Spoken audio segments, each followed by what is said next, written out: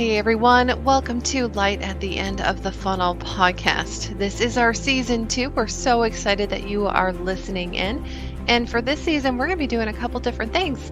We're going to be talking about entrepreneurship, digital marketing, and transformation within business development. So this is going to be an incredible season. You're not only going to hear from me, your host, Danielle Fitzpatrick-Clark, but we're going to be bringing in guest experts as well so that you guys can get a full rounded view of what it's like to build a business online. So we're so excited that you are here, and listen in and stay tuned for some exciting news at the end of each episode. Hey everyone, welcome back to another episode of Light at the End of the Funnel. I am your host, Danielle Fitzpatrick-Clark. And I am so excited for a couple of reasons today. Well, one is that we're going to do a deep dive on how to get paying clients 30 days or less, right? Paying clients. Not those ones that are clients, but they're not really paying you, like the friends and family discount, but it's a full discount. So we're going to talk about that. But first, I want to say thank you to all of our audience members, because I just got word from my team that we are actually within the top 10% of podcasts in terms of listening audience. So I am really excited to tell you guys that. I mean, we've only been doing this for a year and a half. We did seasons. Now we're going to try to do something a little bit different where we're ongoing all year round. And so I just really appreciate my listeners. So thank you. So thank you for those of you that are listening today, or if you are viewing the video cast, thank you for listening too. And, don't be shy. Go and find us on Apple Podcasts and Spotify, and go ahead and download. And so because then we can get even more numbers. We can make more of an impact with the more numbers that we get. Okay, so I'm just going to jump right in, guys. How to get paying clients in 30 days or less, because this has just been something that has been really top of mind to a lot of people that I'm talking to, a lot of different industries. Doesn't matter if it's an entrepreneur, coach, consultant, or even a small business owner, or even an owner of a corporation. It just seems like everyone is looking to get more clients and get them faster. And the reason why this is happening, is pretty simple, is that people are always buying. They are always buying. But where the shift is happening is that people just are really tired of being sold to. So people love to buy. People are buyers. They just don't want to be sold to. They want to make a decision. So the decision-making process is really changing in the online space. And that's where we're seeing a big difference in how many clients we're able to acquire any given month. So I heard this a few days ago from someone that I was prospecting. And I said to him, like, well, one of the things that we're really great at is that we're really great at lead generation. They're like, well, I don't need leads. I need clients. That's what they said. Yes, touche. Of course you do. Of course you do. But this is the thing. And they're right. They do need clients. Businesses need clients. That's the lifeblood of a business. Sales are a lifeblood of the business. Having clients is those sales. And here's what I know. There are hard ways to get clients, and then there are easy ways to get clients. There are long ways to get clients, and then there are fast ways to get clients. I know those two things. Well, actually, it's 4 things. You can either go hard or easy, right? Hard or easy, with long or fast. And so most of you guys are like, I don't really want it to be harder for me, Danielle, and I really don't want to wait any longer, which is why I'm listening to How to Get Paying Clients in 30 Days or Less. Obviously, of course, right? That's exactly what you are looking for. But here is the funny thing. The fast and easy way is counterintuitive of what you think it would be. And I'm going to say this, don't, if you're driving, don't, stop in the middle of the traffic or anything like that. I'm just kidding. You're not going to do that. But here's the counterintuitive thing. You need to do sales without selling. You need to do sales without selling, right? I know some of the salespeople are like, no, that's not what you do. Hear me out, because we have done every different way just to test it out, test and tweak. And it again and again and again and again and again. Doesn't matter the test that we're running. It is the same thing. You need to do sales without selling. People are always ready to buy. They just don't want to be sold to. At least they can't know you're selling to them, right? So doing sales without selling, meaning go into a sales conversation without somebody knowing that you're actually selling to them because you're giving them value first. That's what it is. So it's sales without selling. And here's the second mind-blowing, counterintuitive way to get sales. It's not about being a gatekeeper of your value. That is not what it's about. It's not about saying, I'm going to hold on to all of this amazing information that I have. I'm going to keep it to myself, and you can't have it unless you give me money. No, that's not what I want you guys to do. I actually want you guys to share. I want you guys to share value. Whatever you do, whatever you have value in, wherever you can help someone in that particular pain point challenge that they're in, that's where you want to be. But here's the other piece, guys, is that it is up to you to be sharing this with the right person for the right reason. Now, if you're like, I don't have time to share all my brilliance with everybody, you're right on that one too. This is why you really want to be sharing, not gatekeeping, but sharing with the right people for the right reasons at the right time in the right place. You want to do that. And that is on you. That is on you. You don't have to share with everybody. I mean, by now you should really understand that you have an ideal client, you have a target audience, and that's where you want to focus. Anybody who is outside of those bounds, you don't need to worry about. So that's the first piece that's on you. Now, there are 6 steps. I just told you the first one, but I'm going to go into this a little bit more that are really setting yourself up with the prospecting, and then turning those prospects into clients and doing this really quickly. It may seem like it's going to take a little bit longer, but it doesn't. What takes longer is doing things and trying to sell. And by the way, it's also much more frustrating doing the other things, the things that everyone else is doing, which is trying to sell to people because everyone's getting aggravated and everyone's had enough. And now we're going into the holiday season, and ooh, man, do people's patience run thin during the holiday season. So do yourself a favor and listen to this whole podcast and share it. Share it with anybody. Share it with your colleagues, your family, your friends, anybody who's in business, your clients. Share it with them because this is going to help. So the first thing that you guys want to do is you want to define that ideal client and that target audience. Understand them. Don't assume. Do not assume. Never assume a thing. Just assume that you are having an assumption, if anything. So before you start any kind of marketing, you need to identify who that ideal client is. This isn't just about their demographics or their basic needs. This is actually a deep dive. What is actually keeping them up at night? So this is the other thing. I hear a lot of people like, don't push on their pain points. I mean, that is where people are buying. People are emotional buyers. If you can help solve that, again, adding value, and you understand that because they want to know that you understand that, you can understand exactly what they're going through. I can't tell you how many times any given week I hear somebody say, I'm like, sounds like you know exactly what I'm going through or exactly what my ideal client's going through. I'm like, yeah, of course, because I ask really good questions and they tell me a lot without telling me a lot. So you want to know what they are actively searching for as well. What are they actually actively searching for when it comes to a solution? That's very important. You can't know this unless you ask. So you got to get really good at asking very good questions that are leading questions, that are open-ended questions, meaning you're asking a questions where the answer is not just a simple yes or no. They have to describe it. They have to explain it more. That's the key. So don't ever assume, even if you think that you know, don't assume that you know. You want to get validation. Don't assume that you know what they need. You can actually just hop on discovery calls, right? So discovery calls are great. Networking calls are great. I mean, I do my market research right through the DMs. I'll have a conversation with somebody and I'll have a theory, or somebody will present a theory, and then I'll ask an ideal client or a prospect, hey, this is what so-and-so is saying is happening. Are you feeling like this is happening for you too? And then they're going to tell me, and I'm like, oh, that's very interesting. What do you think is happening? So it's really simple, good questions. And, when it comes to their pain point, my goodness, I mean, floodgates open very quickly and very easily, and you're going to know everything that's going on. You may even know that their cat died last week, which is not great, because my mom's cat did die last week. I'm sorry, Mom, if you're listening. So don't assume. conduct really great discovery calls. You can do those on Zoom calls. You can do those in the DMs, and engage with people on social media. I mean, people love to talk.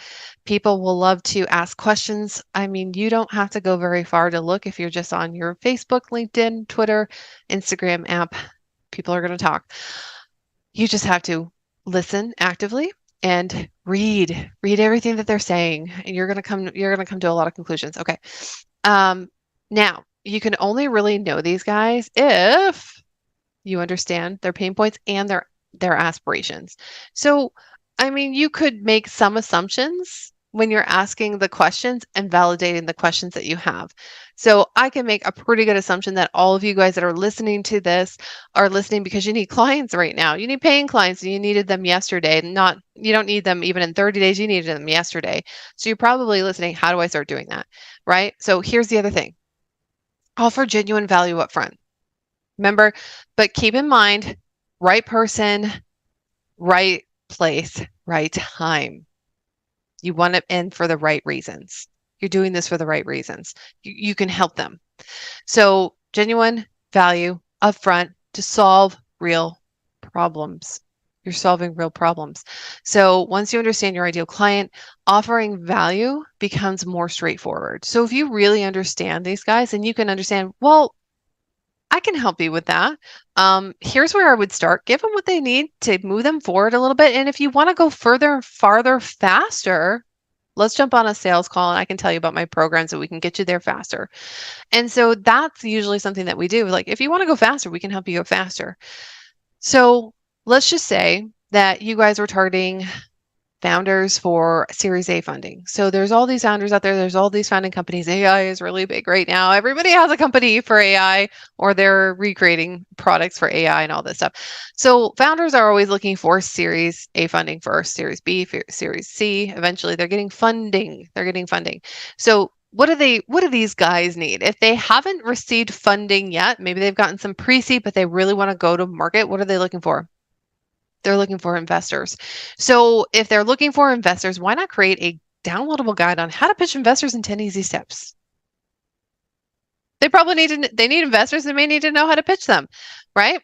Or you can even have a webinar on building compelling pitch decks. You can even have a list of investors or investor groups that they should join in order to get in front. Or even, how do you talk to investors in the DMs? Man, that is like so much easier than people think. It's just everybody gets in their own way and freaks out and just like, I don't know what to say. And so they don't say anything, or they say the wrong thing, or they don't position themselves correctly. And then it just becomes like, oh my goodness, I just messed that up big time. So obviously I know that this is my ideal client. I know this is what they need. This is what we help them with too. But here's the thing. All of these things that I'm mentioning, they offer value that directly addresses the immediate need of that founder who is seeking out Series A. All these things. So if you actually are a founder, or have been a founder, or you know founders, or you work with founders, or founders are your clients, you may be hearing some of the words that I'm saying, and she's like, man, she knows exactly what these guys are going through. Boom, boom, boom, boom. I know what these guys are going through because I've worked with them. My colleagues are them. My clients work with them. So we know what they're going through. But if you know what they're going through, then find a solution for each of the things that they're saying in their head that's keeping them up at night. How do I do this? How do I do this? Oh my goodness, I have to do this too. I'm not this person. I'm not this professional. How can you bring in your solution and support them so they can get some sleep tomorrow night, right? All right, so that is number 2. Number 3 is the art of networking and relationship building. Listen first. Active listening is so important in networking. So you can't be effective at social selling if you're not a good networker. You just can't. You can be really good at selling, but socially selling, if you're not good at network, or if you don't have a network, you're not actually good at it. So sometimes you come across a white whale, right? And a contact who has a vast network of ideal prospects, of your ideal prospects, and they decide like, sure, I'll jump on a call with you. Let's see what you got. So maybe they say yes, maybe they say no, but just prepare yourself before you even ask to jump on a phone call with them. How do you make it worth their time? How are you going to make it worth their time? So if they're a white whale and if they're the one thing that's standing in front of you, getting in front of your ideal clients or pitching your ideal clients or positioning yourself as an authority in front of a whole group of your ideal clients, and that white whale is the gatekeeper, make it worth their time. Let them invite you in. Let them invite you in. So what do you do for that? The best way? Give. Give before you take. Don't come up to them drooling at the mouth and saying, "Hey, let me come in. I've got something for your people." They're going to turn you away. Like you're a little creepy and crazy. Go away. Here's a napkin. Wipe the drool off your chin. You ain't getting any dinner here. But but that's the funny thing. So before you come in and ask to take, give them something first. Make it worth their while. Give their people something that their people need that they don't cover themselves. That's high value. You can first and foremost introduce them to context that would benefit them, right? You need to ask really good questions, though, to understand what is it that you need? What are you looking for? You may miss it the first time around, but it doesn't mean that you're not going to catch on and come back another time like, I think I missed this. Is this what you're looking for? How can I help? But just know they're not going to let you in. Well, they may if they're naive. I've been there, done that. I'm going to just own that one. But it ain't going to happen again. And it certainly isn't going to happen second or third time around, right? And not only that, whales hang out with whales. So they're going to tell everybody, don't let them in. They're just takers. So if you want to get in front of a white whale and their community, understand their goals. What's important to them? What's important to their community? And what is it that they aim to achieve for themselves, for their own business, and for their community? Because people like people who listen and can add value to their lives. And people also like to talk about themselves and their mission. So ask really good questions. Okay, number 4, I'm going to move through these a lot faster because I thought I would have been done by now, but I'm chatty today. Okay, so share success stories. Show, don't just tell. Share success stories, but be very subtle about it, guys. Like you don't have to say, oh, well, I did this and this and this and this. A lot of people are surprised when I finally share all these companies and all these corporations that I've actually worked for. Like, you did that? Why didn't I know this? I've known you for 5 years. Yeah, I'm like, because I can be very humble. You didn't ask either. So what I do is I'm very subtle with how I put success stories in place. I get a little more aggressive online because it's online. After all, we have to make a good first impression. But your success story should be part of your organic conversation, not a direct sales pitch, guys. Subtlety is key. Be subtle. Your LinkedIn profile, your website, client testimonials should speak for themselves. They should speak for themselves. You can mention a successful case tactically, like saying, I hear you on that problem. Actually, I had a client that had a very similar problem, and we found that XYZ strategy worked really effectively for them. And here's what we did. I'm happy just to share it with you because I want you to win. And I'm actually that type of person where I'm like, I just want you to win. I want you to win. Let me show you how to get a win for yourself today. This is why I have a podcast. This is why I have 2 podcasts. But that can serve as a strong endorsement without overpowering, because the only thing that comes really powerfully and in your face is like, I want you to win. Let me share this strategy with you. That's very powerful. Is it overpowering? In a positive way? But I'm not sharing so that they hire me. I'm sharing because I want them to win. So they know it. All right. So share success stories. You just show them. Don't just tell them. Show them. Let your website, your profile speak for itself, and then just drop those success stories when it makes sense. Be very tactful and strategic, but also keep in mind that you are trying to help. You are leading with a lot of value first. Okay, make the ask, tailor your value adds, right? So once you've built the relationship and offered upfront value, ask if they'd like to receive more tailored value. So people will listen for free on how to do things, but what they are really paying you for is the application. So they're paying you to apply it to their situation. That's really where a lot of this comes in, especially for my consultants out there, and my fractionals and my coaches. Like if you are doing anything more tactful, with not a quantity necessarily, but a qualitative, then you are going to have a lot of people that come forward wanting that tailored approach for them and their business. So best part is that it's usually very, very expensive. It's usually very expensive to tailor something. Do you do that on things that are free? No, not necessarily, because then you're going to be running around trying to please everybody. We don't want to be a people pleaser. We want to be firm with our foundations and our boundaries, but we also want to give a lot of value. There's a nice little line to play there. So the ask isn't a pushy sales pitch. It's an extension of the value you're already providing. And if your insights are solving their problems, they're likely going to want more solutions from you, right? That's what it is. All right, number 6. Once you get good at 1 through 5, you can move on to number 6, which happens to be my favorite because it's about optimizing and automating the last frontier, right? A lot of people like to skip to the end. They do. And I so get it. I was the kid that I got into the book. I didn't even get halfway through. I'm like, I want to know how it ends. And a lot of people are like that. We can be very, very impatient. But if you guys really want to get those clients and you want to start getting them in 30 days or less, and you want to get them on rinse and repeat, do the first 5 and then move on to the optimization and the automation. There we go. Automization. Wow, that could be, I just made up my own word. Automization. Optimize and automate.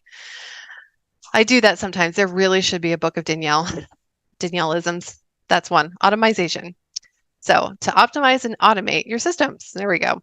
All the previous steps should lead you to understand a common denominator among your ideal clients. What is it? What is the thing that is common every step of the way in that prospect to sales, right?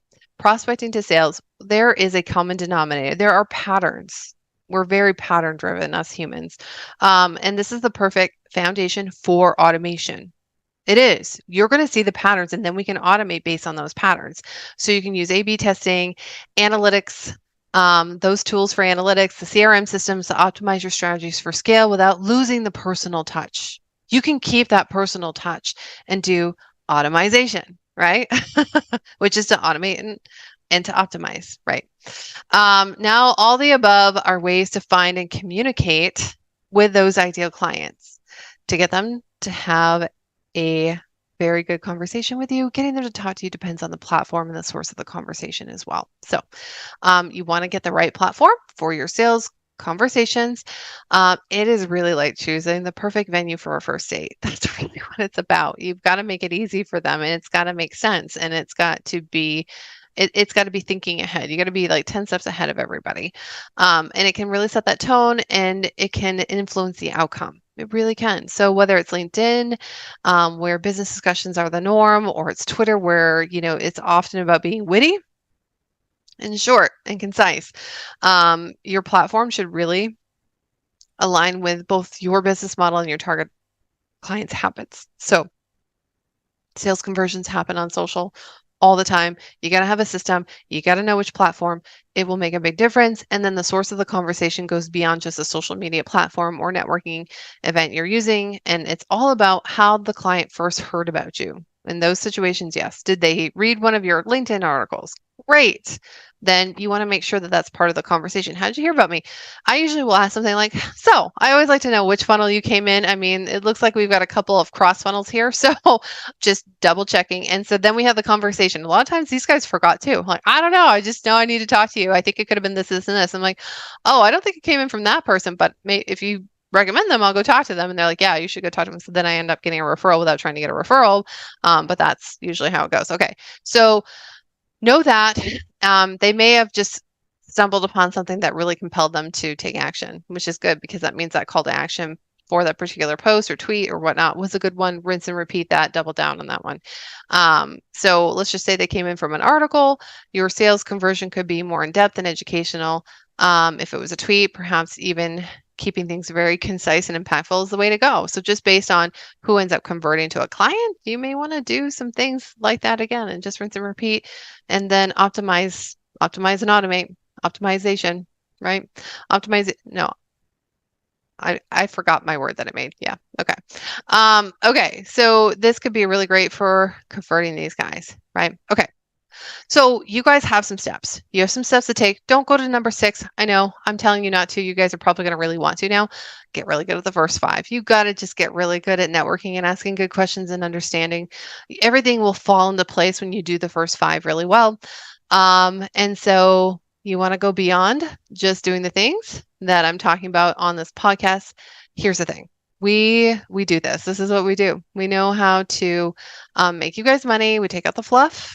We save you guys money. We save you a lot of money because ineffective lead gen tactics and marketing tactics online, they will cost you. And not only will they cost you now, they're going to cost you down the line because you're not going to get clients. We also help to collapse time. So our clients usually are turning around clients within 2 weeks. Or at least sales calls, right? Rather than what I'm seeing is an industry average for a lot of different industries is 4 months. The other thing is that we really just save your sanity. There's nothing worse than watching your potential clients choose your competitors over you. Been there, done that, never doing it again. So now I'm the competitor. But that's the hard thing is watching your clients. So we make sure that doesn't happen to you as well. We'll ensure that you're the one that's doing the celebrating and not your competitors like, yeah, not your competitors. Well, they could be celebrating with other clients, but not the ones that you were prospecting first. Okay, so if you guys are interested in that, then go and find me on LinkedIn because we've got some really great lead magnets for you guys right there from the profile. You guys can find me at Danielle Fitzpatrick Clark. Go over there and we can help you guys with some of this stuff. But I also want you guys to come over there as well. So you can tell me how the first 5 go. You guys will also be able to go to the show notes page. You'll hear at the end with the outro how to go to our show notes page where you can get all this information. I went through it pretty fast, but hopefully that helps, guys. And we will see you next time for another episode of Light at the End of the Funnel. Bye for now. Hey everyone, thank you so much for joining us for another episode of Light at the End of the Funnel podcast. So if you guys are interested in checking out the show notes for this particular episode, you can go to https://lightattheendofthefunnel.podbean.com. So that is lightattheendofthefunnel.podbean.com. You guys can go right there. You can check out all of our episodes. You can also see all the streaming services that we have for this podcast. And of course, we appreciate anything that you guys can do to help spread the word on Light at the End of the Funnel and share out from that page. So until next time, we hope you enjoyed this episode and we'll see you then. Bye for now.